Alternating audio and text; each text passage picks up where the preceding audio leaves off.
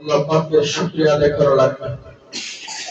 আমাদের শুকরিয়া আদায় করার অর্থ হচ্ছে আমাদের উস্তাদগণ যে আমাদেরকে বাণীগুলো শিখাবে, যে আমাদের বই খাতা কলম লেখা পড়া বেশি বেশি আমাদের এগুলোর প্রতি মেহনত করতে হবে, মেহনত করা লাগবে। আজকে পড়া দিছে এগুলো আমাদের কালকে শোনাইতে হবে। এই চিন্তা এই ফিকির আমার অন্তরে থাকতে হবে। যদি আমি আজকে পড়া দিছে এটা যদি শিকার যদি চিন্তা না থাকে তাহলে শুকরিয়া আদায় হবে না। আমাদেরকে নামাজ শিখানো হয়, যদি আমি যদি নামাজটা যদি ভালো করে যদি না শিখি, যদি নামাজ যদি ভালো করে না পড়ি তাহলে শুকরিয়া আদায় হবে না। আমরা এখানে শিক্ষা দিই মা বাবার সাথে সুন্দর ব্যবহার করতে হবে, মা বাবার সাথে সুন্দর আচরণ করতে হবে, মা বাবাকে সম্মান করতে হবে, উস্তাদের সাথে সুন্দর আচরণ করতে হবে, উস্তাদের সাথে সুন্দর ব্যবহার করতে হবে, উস্তাদের খেদমত করতে হবে, মা বাবার খেদমত করতে হবে। কিন্তু এগুলা যদি আমরা না করে শুকরিয়া আদায় হবে না। সেজন্য আমাদের বেশি বেশি আল্লাহর কাছে মা বাবার জন্য উস্তাদের জন্য দোয়া করা লাগবে। নামাজের শেষে আসরের পর আমলের পরে আমাদের বেশি বেশি কার জন্য দোয়া করা লাগবে? মা বাবা এবং উস্তাদের জন্য, আমাদের আত্মীয় স্বজনের জন্য আমাদের বেশি বেশি কি করা লাগবে? দোয়া করা লাগবে। যদি আমরা দোয়া করি তাহলে আল্লাহ তাআলা আমাদের শুকরিয়া কি হবে? আদায় হবে। কিন্তু আমরা বেশি বেশি মা বাবার জন্য দোয়া করবো তো, উস্তাদদের জন্য। আর একটা কাজ হচ্ছে আমাদের সুন্নত মোতাবেক চলা। আমরা রাসূলের কি উম্মত। রাসূলুল্লাহ সাল্লাল্লাহু আলাইহি ওয়াসাল্লাম বলেন, মান আহাব্বা সুন্নতি ফাকাদ আহাব্বানি ওয়া মান আহাব্বানি কানা মাই ফিল জান্নাহ। যারা আমার সুন্নতের প্রতি মহব্বত রাখবে, যারা আমার সুন্নতকে ভালোবাসবে, যারা আমার সুন্নতকে পালন করবে, আমি রাসূল একটা কদমও দেব না জান্নাতে যারা সুন্নতের উপর আমল করছে তাদেরকে ছাড়া। সুবহানাল্লাহ। তাহলে আমরা যদি সুন্নত মতো আমল করতে পারি, সুন্নত মতো চলতে পারি, রাসূল আমাদের হাত ধরে সঙ্গে নিয়ে কোথায় যাবে? জান্নাতে যাবে। আল্লাহ পাক রব্বুল আলামিনের কাছে বেশি বেশি দোয়া করা লাগবে। আল্লাহ, আমি যেন সবসময় সুন্নত মোতাবেক থাকতে পারি, চলতে পারি, আমল করতে পারি, আল্লাহ আমাকে তৌফিক দান করিয়ে। আল্লাহ পাক রব্বুল আলামিন বলেন, আমি যে নিয়ামত দিয়েছি তোমাদেরকে, এই নিয়ামতের শুকরিয়া তোমরা কি আদায় করতে পারবা? কখনো পারবা না। তারপরেও কেন আল্লাহ পাক রব্বুল আলামিন শুকরিয়া আদায় করার কথা বলেছে কোরআন। আল্লাহ পাক রব্বুল আলামিন বলতেছে, বান্দা তোমার যতটুকু সাধ্য আছে, তোমার যতটুকু জ্ঞান আছে, এই জ্ঞান দিয়ে তুমি আমার ফরিয়াদ করো। আমি তোমাকে যে রিজিক দিয়েছি এই রিজিকের প্রার্থনা করতে থাকো। আমি আল্লাহ রাব্বুল আলামিন তোমার অল্প প্রার্থনায়, অল্প কামনায় আমি তোমার সব শুকরিয়া আদায়, তোমার উপর আমি রাজি খুশি হয়ে যাব। সুবহানাল্লাহ। এরকম বলা হয়েছে, কবিরা বলতেছে, সারা দুনিয়ার কাজ দিয়ে যদি কলম বানানো হয়, সারা দুনিয়ার সাগরের পানি দিয়ে যদি সিয়াই বানানো হয়, এগুলা যদি লিখতে লিখতে লিখতে আমার শরীরের যে শুকরিয়া, আমাকে একটা চোখ দিছে, এই চোখের নিয়ামতের শুকরিয়া যদি আমি লিখতে লিখতে থাকি, ওই যে সাগরের পানি শুকিয়ে যাবে, গাছপালা শেষ হয়ে যাবে, শুধু আমার একটা চোখের শুকরিয়া আদায় শেষ হবে। আল্লাহ পাক রব্বুল আলামিন আরো বলেন, জান্নাতের মধ্যে যখন মানুষ যাবে, জাহান্নামের জান্নাতে, ফেরেশতারা জিজ্ঞেস করবে, আল্লাহ জিজ্ঞেস করবে, তোমাকে যে আমি একটা চোখ দিয়েছি, একটা চোখ, দুইটা না, একটা চোখ দিয়েছি, এই চোখের শুকরিয়া আমাকে কি দিতে পারো? বদলা কি দিতে পারো? বদলা কিছু থাকবে না, এক আমল ছাড়া, এক আমল ছাড়া কিছু থাকবে না। কবরের মধ্যে কি টাকা চলবে, নেতা চলবে, বাবা চলবে, আবার আব্বু দিবে। আমাকে অনেকে বলে আমাকে একটা হাতা দেন, টাকা ওটা আমার আব্বু দিবে। কবরেরটা বলা যাবে? কবরেরটা বলা যাবে। সেজন্য আমার আমল আমার দিয়ে কবরে যেতে হবে। সেজন্য আমার একটা চোখের হক, একটা চোখের যদি নিয়ামত আল্লাহ পাক যদি আমার কাছে খুঁজে আমি দিতে পারবো। সেজন্য আমাদের বেশি বেশি কি করা লাগবে? আমল করা লাগবে। উস্তাদ যেগুলো শিখেছে এগুলা আমাদের বেশি বেশি আমল করা লাগবে। মহিলা পর্দা মোতাবেক চলতে হবে। ছোট হোক বড় হোক, বাহিরে যখন আমরা বাইরে হবো আমরা হিজাব করে বাইরে হবো। আর বেশি বেশি আমরা মানুষদেরকে কি দেবো? আমি আজকে ক্লাস 1 এর ছাত্রদেরকে পড়াইছি, বেশি বেশি কি দিতে হবে? সালাম। সালাম তো সালাম দিলে কয়টা পরিষ্কার বলছি? এক নম্বরে রহমত, এক নম্বরে রহমত। যে ব্যক্তি সালাম দিবে তার উপর রহমত কি হবে? বর্ষিত হবে। তার উপর কি হবে? বর্ষিত হবে। দুই নম্বরে কি? বরকত। কি বরকত? তার উপর আল্লাহ তাআলা কি দান করবে? বরকত দান করবে। তিন নম্বরে কি বলছিলাম?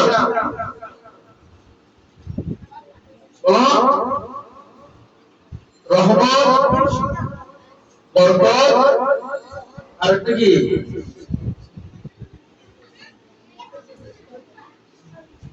রহমত,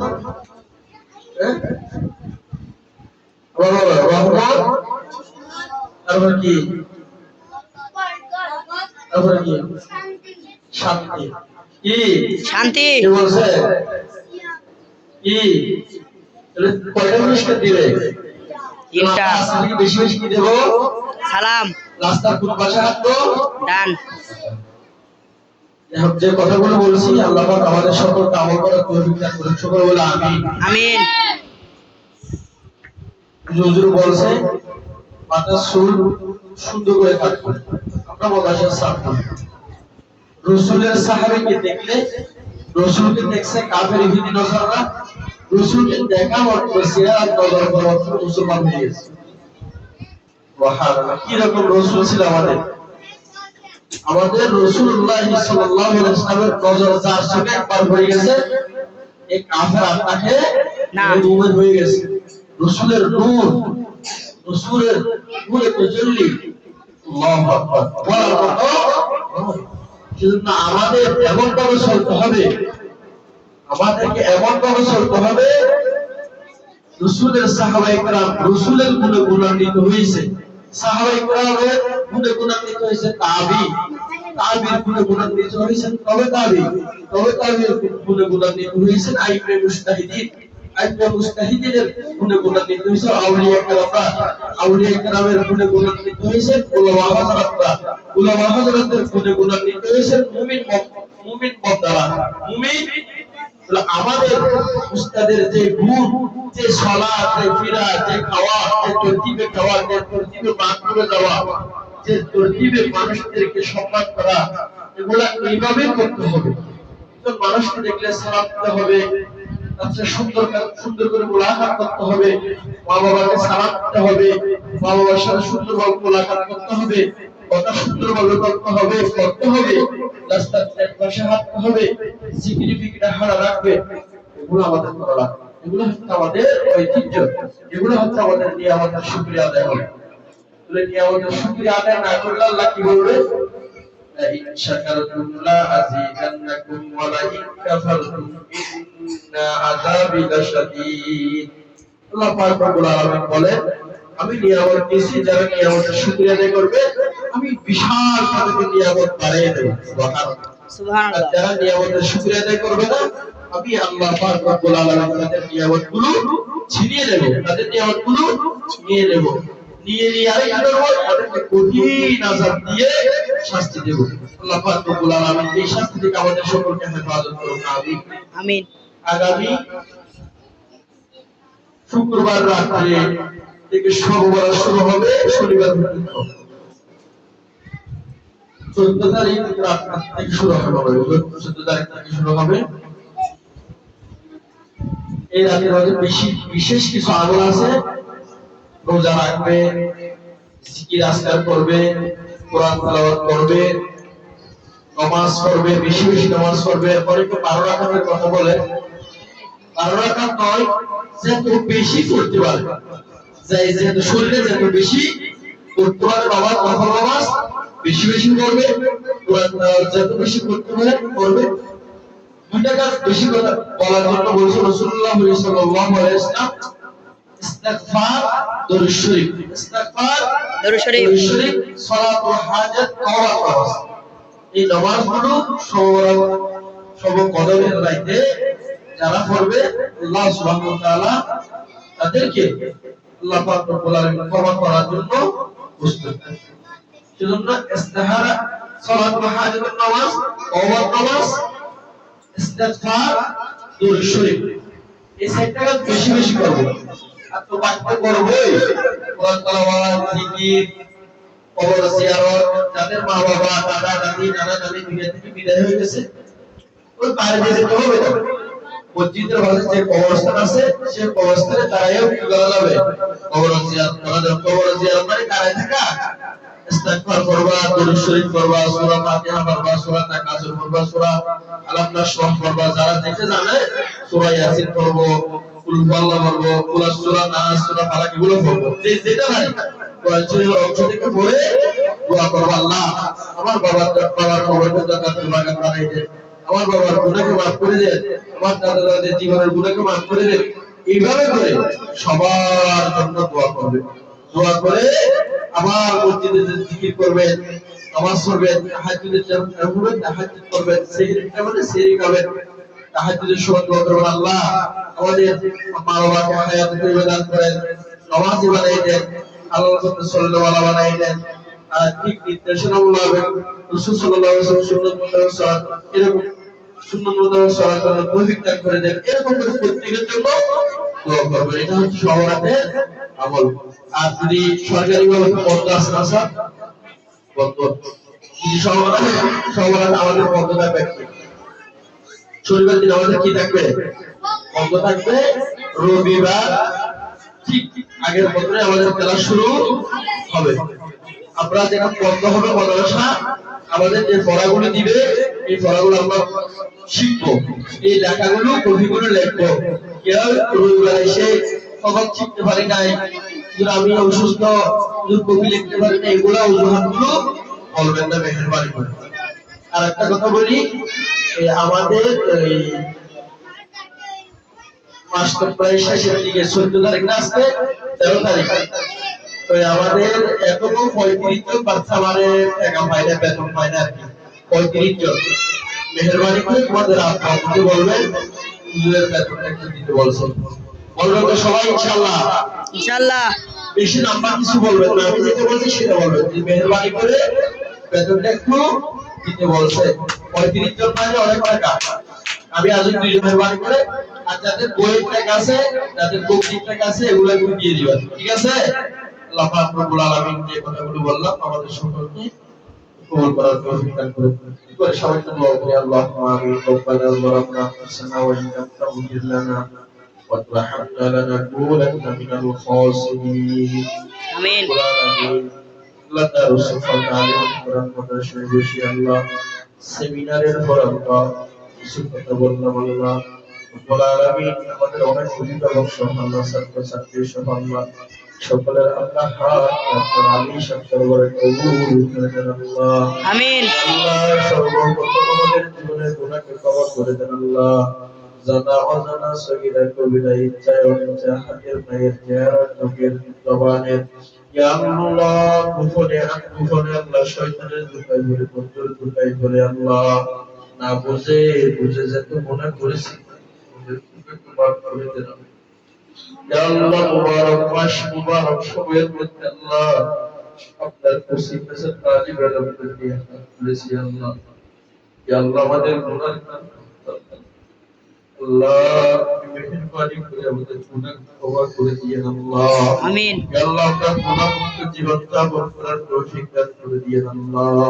আমিন। রব্বুল আলামিন আমাদের আল্লাহ যারা অসুস্থ, অনেক ছাত্র অসুস্থ, অনেক অভিভাবক অসুস্থ, আমাদের হুজুররা সবাই অসুস্থ, আমিও নিজে অসুস্থ, রব্বুল আলামিন আমাদের ছাত্রছাত্রী সকলে ফিজিক কারণ সারা বাংলাদেশে তোমার সুস্থ আল্লাহ সকলকে সুস্থ করে দেন আল্লাহ। আমিন। ইয়া আল্লাহ আমাদের অনেক ছাত্রছাত্রী আল্লাহ অনুপস্থিত অসুস্থর কারণে আল্লাহ আল্লাহ তাদেরকে আল্লাহ দ্রুত সুস্থ করে দেন আল্লাহ। আমিন। ইয়া আল্লাহ আমাদের ওজন অসুস্থ আমি অসুস্থ আল্লাহ সুস্থ করে দেন আল্লাহ। অভিভাবকদের মধ্যে যারা অসুস্থ তাদেরকে সুস্থ করে দেন আল্লাহ। ইয়া আল্লাহ সকলের পরিবারের মধ্যে রিজিকের বরকত দান করেন আল্লাহ। নামাজের মায়া ঢুকে দেন আল্লাহ। আপনার হাবিবের সুন্নতের মায়া ঢুকে দেন আল্লাহ।